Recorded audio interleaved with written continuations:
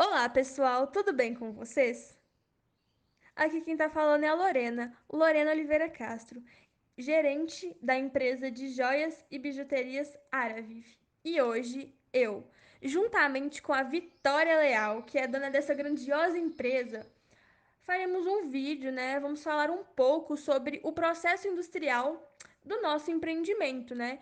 Dando um foco maior aos aspectos ambientais, aos possíveis impactos ambientais que o nosso empreendimento, que o nosso processo industrial pode gerar no meio ambiente, né? E essa empresa, ela conta com alguns sócios, né? Que são a Samile Abner, o Vitor Ferreira e a Vivian Cardoso. Essa nossa empresa é uma empresa bem antiga. A gente já está há mais de 30 anos no mercado. E apesar da grandiosidade da nossa empresa, a gente não tem muitos empregados. Então a gente pode dizer que a nossa empresa não é tão grande, mas ela é fenomenal. E isso a gente não pode negar. E a sede da nossa empresa se localiza na cidade de Três Marias, que é no estado de Minas Gerais. E a gente tem uma filial na cidade de Contagem, na região metropolitana de Belo Horizonte, também em Minas Gerais. E a nossa empresa, ela é reconhecida nacionalmente pela venda de produtos de qualidade, como joias, semijoias e bijuterias. Produtos estes que fazem parte do cotidiano das mulheres e contribuem para compor um look atual, representando um estilo. Bom, agora eu vou falar um pouco mais aprofundadamente sobre o processo industrial da nossa empresa. E para isso eu trouxe esse fluxograma de processos que pode vir a auxiliar muito o melhor entendimento sobre o processo industrial da fabricação de joias e bijuterias. Primeiro, a gente vai fazer a compra e vai receber a matéria-prima que será utilizada para a fabricação de nossas belíssimas joias. Depois a gente vai receber a demanda dos clientes, a gente vai ver o que os clientes estão querendo, a gente vai recolher os pedidos dos clientes e depois disso vamos selecionar o material que será utilizado para a fabricação das joias e das bijuterias. Depois faremos uma gravação por fotocorrosão e depois a gente vai ver se vai ser necessário que faça algum polimento ou alguma rebarbação. Caso seja necessário, a gente vai polir e rebarbar essas joias para ofertar aos nossos clientes o melhor possível. E caso não seja necessário, a gente vai passar para a próxima etapa, que é a etapa de acabamento. Para isso, a gente vai utilizar a galvanoplastia. Passada essa etapa de acabamentos e tudo mais, nós vamos verificar se o resultado final foi satisfatório. Se ele foi satisfatório, a gente vai distribuir e vender essas joias. Caso não tenha sido satisfatório, a gente vai ver se é possível de fazer algum reparo. Se for possível, faremos o reparo e depois distribuiremos e venderemos as joias. E caso não seja possível fazer um reparo, a gente vai fazer o descarte correto deste material, né, que não foi possível reaproveitar. É muito importante a gente frisar que existem duas etapas, dois processos muito significativos e importantes no processo industrial da fabricação de joias e bijuterias. Quais são esses processos? São os processos de fotocorrosão e galvanoplastia. O que serão esses processos? O processo de fotocorrosão é como se a gente fosse imprimir uma imagem em chapas metálicas para dar origem às joias e às bijuterias que a gente fabrica na nossa empresa. E essa fotocorrosão, ela é feita a partir de um ataque ácido, um ataque de corrosão ácido, em uma chapa de latão ou de inox, baseado numa imagem fotográfica ou então em um desenho que será transformado em fotólito.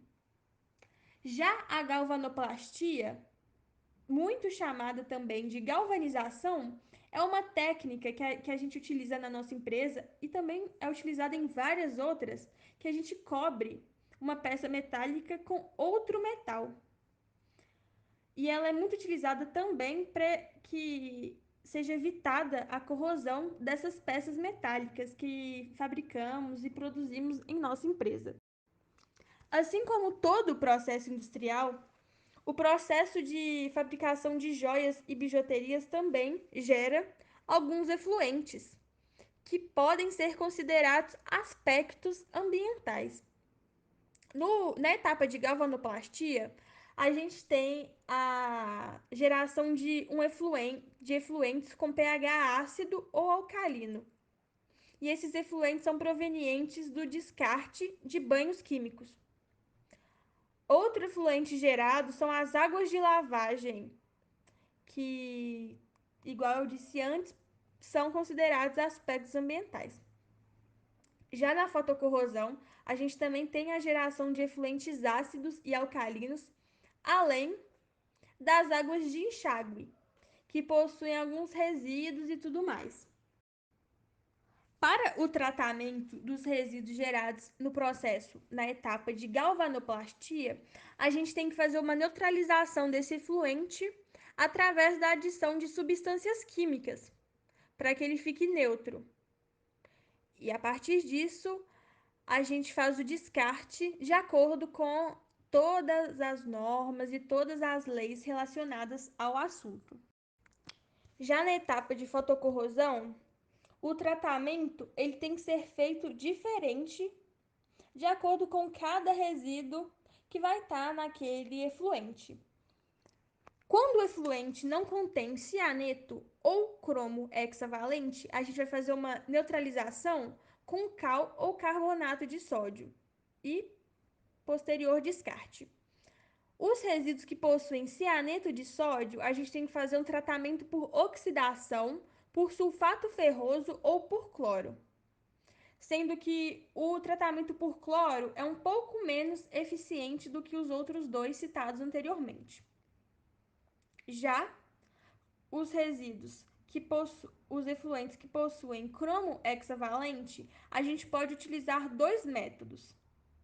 O primeiro método é uma redução por agente químico e o segundo método é a troca de íons. Falando agora um pouquinho a respeito das emissões atmosféricas relacionadas ao processo industrial da nossa empresa, que é o processo de fabricação de joias e bijuterias, e os aspectos ambientais relacionados a elas, temos na etapa de galvanoplastia emissões contendo cianeto de potássio, cianeto de sódio, cianeto de cobre, acetato de cádmio e sulfato de cobre. É necessário que se realize o monitoramento dessas emissões atmosféricas geradas pelo processo industrial da nossa empresa, principalmente da etapa de galvanização. Assim como eu disse anteriormente, né, ela é a etapa que gera mais emissões atmosféricas. Por isso, a nossa empresa, ela se comprometeu a realizar um monitoramento dessas emissões,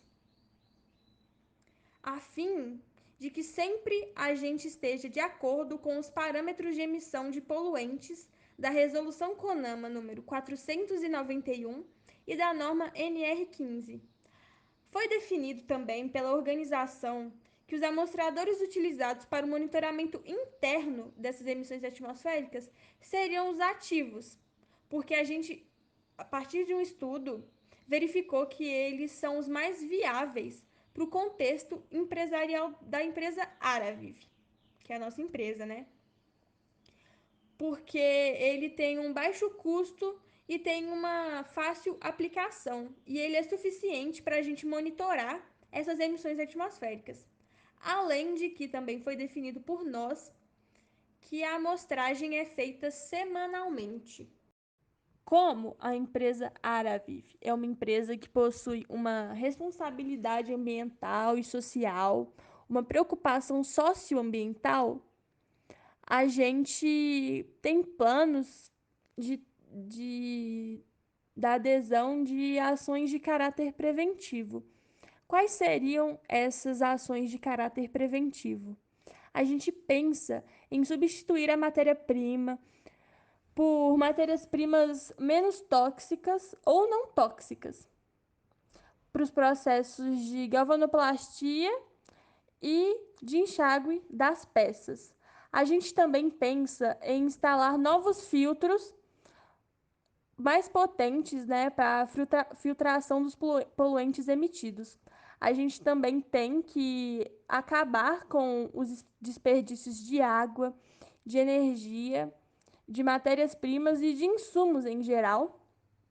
A gente pretende melhorar as nossas práticas operacionais e aplicar práticas adequadas, né, na manutenção e na instalação de equipamentos. Além de construir grandes chaminés, né, para contribuição na diluição atmosférica dos poluentes e alterar parcialmente a tecnologia utilizada no processo, escolhendo tecnologias mais limpas ou que são menos poluentes. É produzido o lodo de tratamento que contém sais metálicos precipitados na forma de hidróxidos, resíduos rejeitados, resíduos de polimento, sucatas de metais ferrosos e não ferrosos e cavacos, resíduos de pré-tratamentos mecânicos e de polimento, embalagem dos produtos químicos, lama de fundo dos tanques, filtros usados, sacos de anodos e materiais diversos. Nossa empresa, após vários estudos, chegou à conclusão que, para o tratamento desses resíduos, a alternativa mais viável é a deposição final em aterros especiais, porém esse gera muitos custos. Senhores funcionários, agradecemos pela visualização desse vídeo apresentação e esperamos que, através dele, tenha sido possível analisar todos os processos desenvolvidos dentro da nossa empresa e perceber todo o nosso comprometimento com o meio ambiente.